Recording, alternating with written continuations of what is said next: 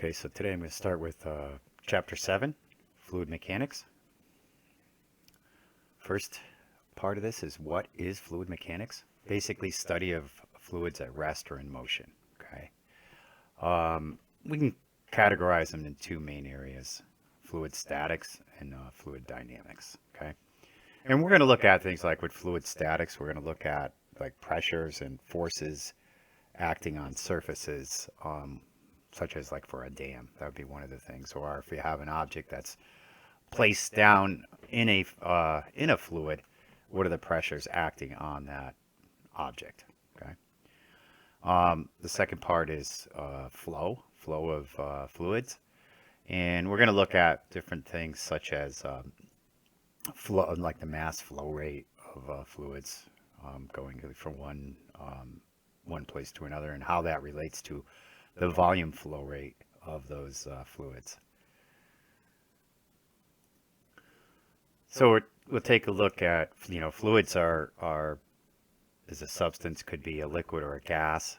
Basic idea, it's capable of flowing and changing its shape, right?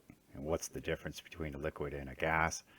Well, one of the things is that, liquid has a fixed volume associated with it, while a gas does not, okay? And, both of them, the same idea. They both don't have shape, like a fixed shape associated with them. They'll take the shape of the container, okay? So that's a couple of basic characteristics between them.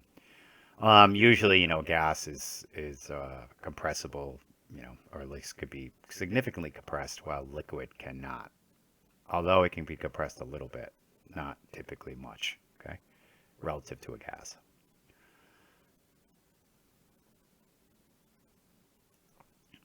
Okay, so some other properties that we're going to look at. One is density, right? And if you took the mass, whatever the mass of the substance is, and you divide it by its volume, it has, you can define the density from that. Okay, the density is defined just mass divided by volume. Okay, it's okay. So fluid properties. This is defined, one of the things we're going to look at is density, and density is defined as the mass per unit volume. So you just take whatever the mass is of that object, divide it by its volume, and you can determine its density, okay? All right. And then the next one's specific weight, and specific weight has to do with a weight per volume, all right? So this is the density times gravity is going to give you the specific weight, okay? All right, and then the ratio of the density to water, the reference temperature, is another quantity that we're going to be looking at, or another property we're going to be looking at. And it's just the density over the density of water at 4 degrees C, okay? All right, another thing we're going to look at is bulk modulus. And bulk modulus is a property that indicates compressibility of a fluid, okay? So this one is change in pressure causes a relative change in volume, right? This is a ratio of change in volume. So if you increase the pressure, how much of a change in volume do you get, okay? So something like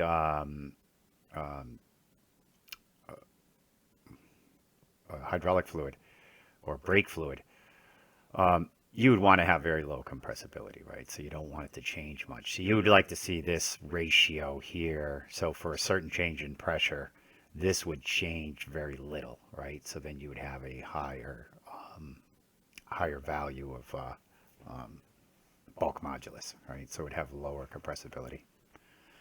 And notice it's negative here, and the reason it's negative is because it's like if this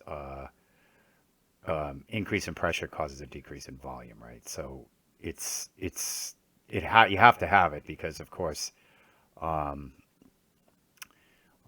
this could be negative here, so you'd have to essentially cancel that out, right? So, and of course the units are pressure, because this is just a ratio.